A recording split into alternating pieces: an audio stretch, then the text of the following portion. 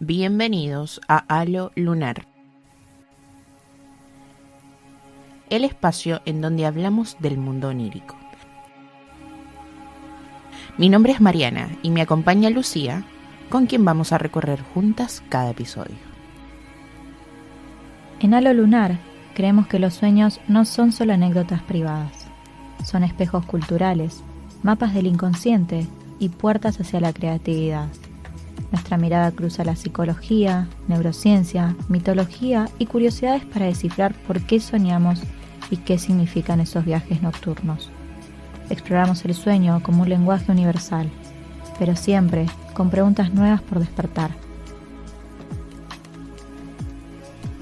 El mundo de los sueños es un lugar donde todo es posible. En un momento estás caminando por una hermosa pradera y al siguiente estás cayendo al vacío. Se te pueden caer los dientes sin motivo aparente, o puedes ver una serpiente deslizándose por el rabillo del ojo. El adulto promedio pasa aproximadamente un tercio de su vida durmiendo, lo que significa que hay muchas oportunidades para que nuestra mente experimente estos paisajes oníricos personalizados. Pero, ¿por qué soñamos? ¿Qué nos dicen nuestros sueños? ¿Realmente significan algo? Eso va a depender de a quién le preguntes. Hoy vamos a hablar del lenguaje oculto de los sueños.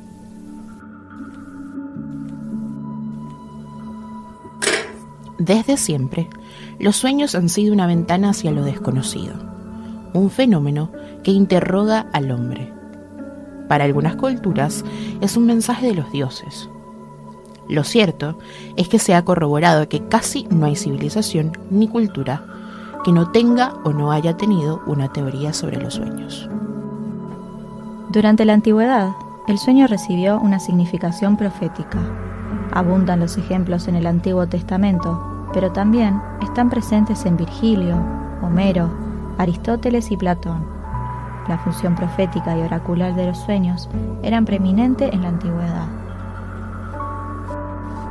Durante el medioevo, los sueños adquieren una significación sobrenatural, un espacio de conexión con los poderes del más allá, una visita de origen diabólico. Por ejemplo, en la antigua Grecia se encontraban los oráculos del sueño. Se trataba de rituales en los que las personas acudían a templos o santuarios para dormir con la intención de recibir mensajes divinos a través de los sueños. Era una puerta de comunicación con los dioses. No se trataba de un estado pasivo, sino de un medio activo de adivinación y sanación.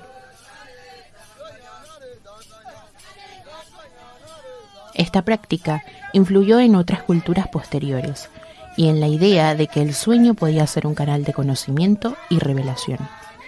Culturas indígenas consideran los sueños como accesos a otros mundos o guías, y comunidades como los Bayacá o Haksá experimentan sueños con resoluciones sociales, en contraste con sueños individuales occidentales.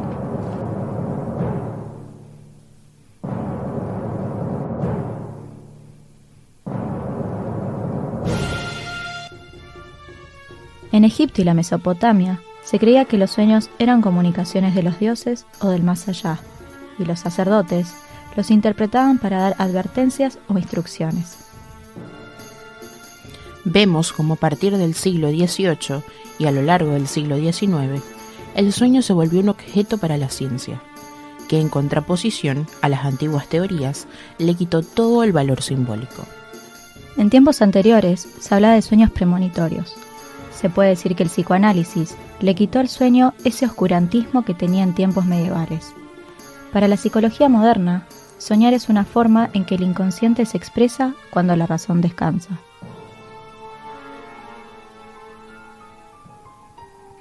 Mientras dormimos, el cerebro no se apaga, organiza, selecciona y da forma simbólica a emociones, recuerdos y deseos. Es un proceso vital para mantener el equilibrio mental. Durante la fase REM, la actividad cerebral se asemeja a la de la vigilia. El sistema límbico, relacionado con las emociones, se activa intensamente, mientras la corteza prefrontal, asociada a la lógica y el control racional, disminuye su función. Por eso, los sueños desafían la lógica del día. No siguen reglas de tiempo, ni despacio, pero expresan verdades emocionales profundas.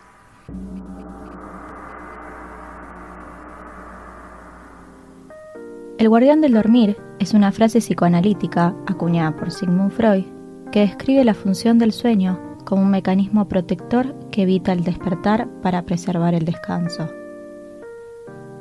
Según esta teoría, el sueño integra estímulos externos, como el sonido de una alarma, y los incorpora a la narrativa del sueño en lugar de interrumpirlo, lo que permite continuar durmiendo. Para Freud, los sueños son el guardián del dormir y están limitados a vigilar y regular el retorno de lo reprimido. Dichos contenidos permanecerán intactos sin la interpretación del analista. El trabajo del sueño es ser el encargado de traducir los contenidos inconscientes, latentes, mediante los mecanismos de condensación, desplazamiento y simbolización. Es la representación de pensamientos en imágenes visuales. Enfatiza que los sueños son la realización de deseos, la vía regia del inconsciente. Funciona como un cumplimiento de deseo, aunque a menudo disfrazado para no causar ansiedad al soñador. El sueño es un producto de compromiso que permite seguir durmiendo. Para decirlo lo más claramente posible, los sueños son una formación producto de un acuerdo logrado entre dos elementos heterogéneos y conflictivos. Un deseo inconsciente, prohibido e infantil, y la barrera de la censura, que impone sus prerrogativas para el acceso a la conciencia. Gracias a este compromiso entre la censura y el deseo, o entre el yo y la pulsión, el sujeto puede dormir. Pero, si soñamos para no despertar, ¿por qué razón habría sueños que nos despiertan?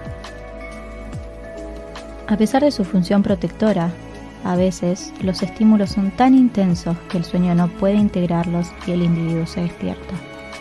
Según la teoría psicoanalítica, el despertar puede ser el resultado de una angustia interna, generada por el propio sueño, que rompe el compromiso entre el deseo inconsciente y la censura.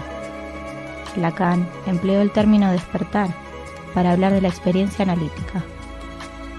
En la interpretación de los sueños, Freud busca establecer una teoría general inédita hasta el momento sobre el sueño y el aparato psíquico. Es una obra que tiene un gran valor epistemológico, ya que va a postular que cualquiera sea el contenido representativo, todo sueño figura un cumplimiento de deseo. Se sueña para no despertarse, ya que deseamos dormir para cuidar el dormir.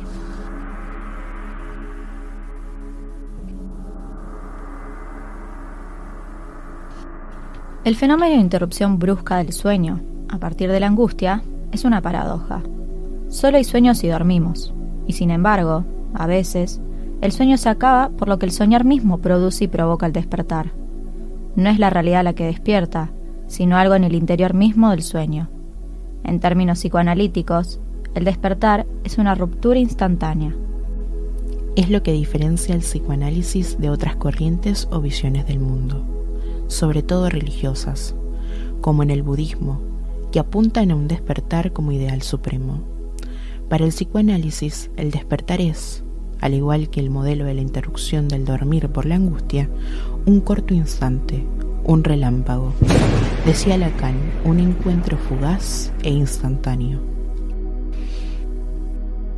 Freud distingue dos niveles: el contenido manifiesto, lo que recordamos del sueño, lo que nos viene a la memoria al despertar, y el contenido latente, que son los significados ocultos, deseos y conflictos inconscientes que el sueño expresa. Veía en los sueños una especie de lenguaje cifrado, donde cada elemento debía interpretarse, no literalmente, sino por asociación libre, lo que esa imagen evoca en quien sueña. Postuló que los sueños representan los deseos latentes de nuestro subconsciente y podrían ser una forma de llevar a cabo deseos instintivos reprimidos o incluso hipersexuales. Los sueños no existen en un vacío cultural, sino que están influenciados por las creencias y tradiciones locales, moldeando el contenido y la forma de los mismos. Durante las décadas siguientes, el psicólogo Carl Jung propuso su propia interpretación de la teoría de los sueños.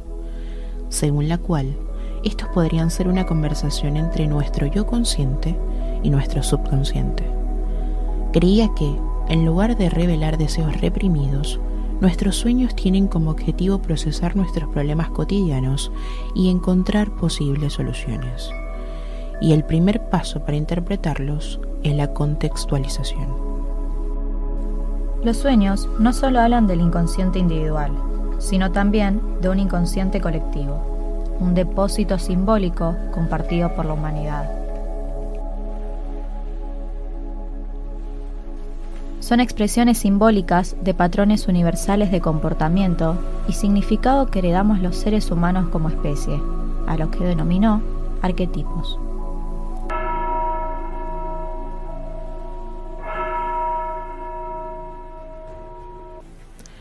Figuras universales como el héroe, que simboliza el yo en búsqueda de sentido.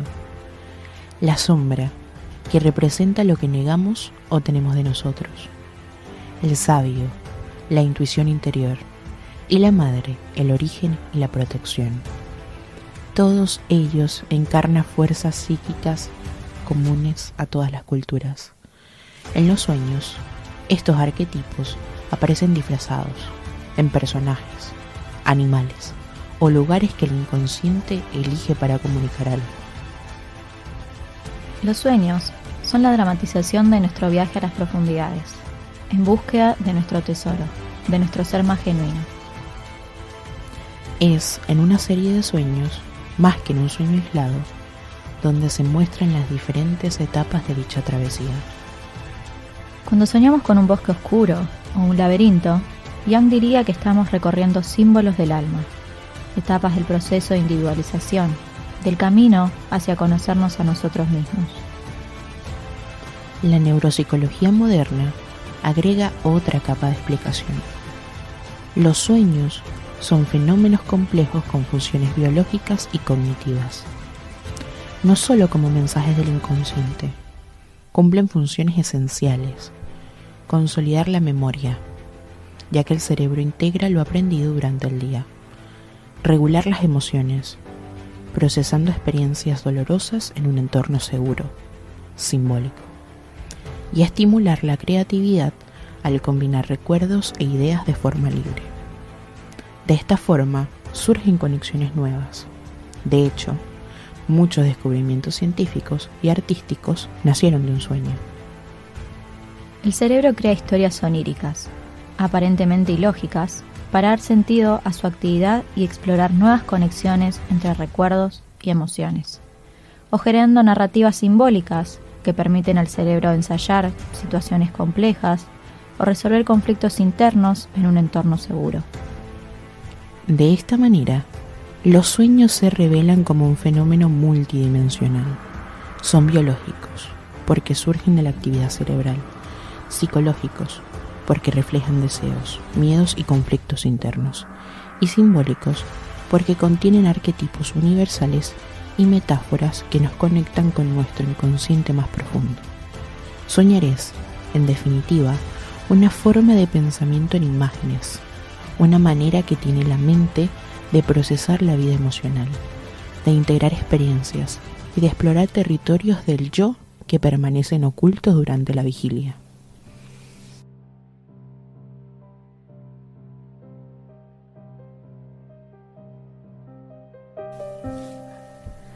Como decíamos, para Freud, muchos símbolos oníricos tenían un trasfondo sexual inconsciente. La serpiente, al igual que cuchillos, espadas o bastones, eran interpretados como un símbolo fálico, es decir, una representación inconsciente del pene. Aparecer en un sueño con serpientes podría tener que ver con el deseo sexual reprimido, ansiedad frente a la sexualidad o un miedo a ser dominado.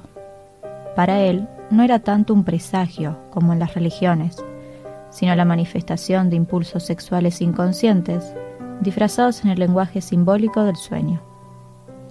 Dependiendo de la cultura en la que se sueñe, los temas o símbolos comunes pueden tener significados radicalmente diferentes. Tomemos como ejemplo nuevamente una serpiente. En las culturas occidentales familiarizadas con Freud, soñar con una serpiente puede interpretarse como algo potencialmente sexual. O el propio Jung escribió que las serpientes representan el poder o el peligro, declarando que el estado del infierno instintivo se representa como una serpiente de 3 cabezas. Sin embargo, las interpretaciones hindúes sugieren que soñar con una serpiente podría presagiar riqueza y fertilidad, al menos si la comes en el sueño. Las tribus Hopi y el pueblo del suroeste de Estados Unidos también relacionan la fertilidad con los sueños sobre serpientes, aunque especialmente en relación con los ciclos agrícolas y la fertilidad de la tierra. Por otro lado, las comunidades cristianas pentecostales de Zambia pueden interpretar que una serpiente en tus sueños es una prueba de la presencia del diablo. Freud también nos habla de diferentes elementos con significados ocultos, como por ejemplo los cuchillos, espadas y bastones. Soñar con un cuchillo clavado podría reflejar miedo a la impotencia o ansiedad frente a la sexualidad. Soñar con una casa o habitaciones simboliza el cuerpo y la mente del soñador. Un sótano podría representar lo reprimido o lo inconsciente. Por ejemplo, soñar con una habitación cerrada podría reflejar deseos o emociones que no se pueden expresar.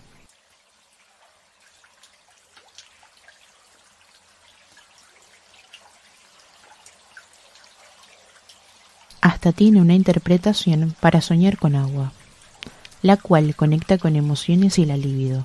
Un río, una tormenta o el mar refleja la intensidad emocional o la represión de deseos. Soñar con inundaciones podría reflejar que las emociones reprimidas están desbordando el consciente. Y soñar con animales representan instintos o deseos primitivos. Perros, gatos, lobos o incluso aves pueden simbolizar aspectos de la personalidad o, nuevamente, impulsos sexuales. Cada objeto puede tener un significado distinto para cada persona, pero el mecanismo subyacente es siempre el mismo. El inconsciente utiliza imágenes para hablar de lo que no se puede expresar directamente.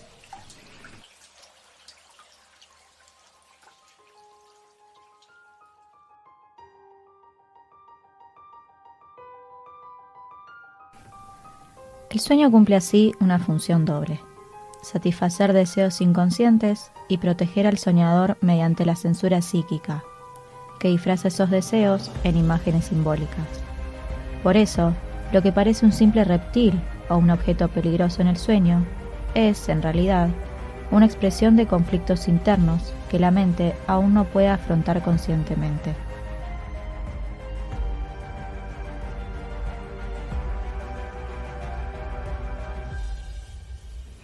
En el momento en que el sujeto se aproxima demasiado a una verdad insoportable, se despierta. Pero si nos detenemos un instante, vemos bien que es un despertar a la realidad que le sirve para evitar el despertar a la propia verdad. Esa verdad encontrada en el espacio del sueño en una temporalidad instantánea y fugaz. Es precisamente este mecanismo el que lleva a Lacan, en diferentes momentos de su enseñanza, a enunciar que nos despertamos para seguir soñando o durmiendo. Esta tesis viene a definir el principio mismo de realidad. El sujeto se va a confrontar a un punto de horror, pero solo el tiempo de un instante, un relámpago, y se vuelve luego a dormir en la realidad de representación, en el fantasma, allí donde puede mantener nuevamente su deseo. Vemos que donde Freud veía que es para seguir durmiendo que soñamos, Lacan demuestra que es para continuar soñando que uno se despierta. Se despierta para huir y evitar el horror encontrado. Lacan no sitúa el despertar y el acceso a lo real del lado de la realidad, al contrario. Toda la psicología construida en torno a un supuesto saber de adaptarse a la realidad se cae a pedazos, ya que la realidad material es un medio de eludir otra realidad. Y a esa realidad, Lacan la llama un real. Ese real al que justamente el sueño, en un brevísimo instante, permitió acercarse. Freud demuestra que el sujeto opta por la realidad debido a una falla en el principio de placer. El principio de realidad solo opera a partir de una falta de satisfacción, y la sustitución de placer por la realidad no es más que un desvío gobernado por una exigencia de satisfacción. Los sueños revelan que la identidad no es una línea recta entre el pasado y el presente, sino un tejido de imágenes, sensaciones y símbolos que el cerebro ordena cada noche. Nos permiten vislumbrar capas ocultas del yo, la imaginación, las alucinaciones, las emociones reprimidas y la intuición. Mientras dormimos, el cuerpo descansa, pero la mente sigue trabajando, traduciendo nuestra vida interior en metáforas. Soñar no es escapar de la realidad, es otra forma de habitarla. En ese territorio ambiguo, entre lo racional y lo misterioso, se revela la verdad más simple y más antigua, que incluso dormidos seguimos intentando entendernos.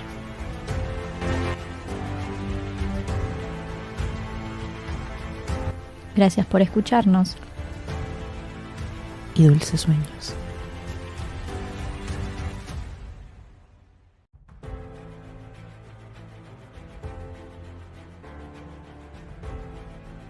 Esto fue Halo Lunar, un podcast producido por Mandona, con Mariana Reque da Silva en conducción, Lucía Fernández Roldán en co-conducción y guión, Abril Hermosi en edición, Camila Ramallo en producción, Dayana Mónaco en marketing, Juan Seijas en operación de radio.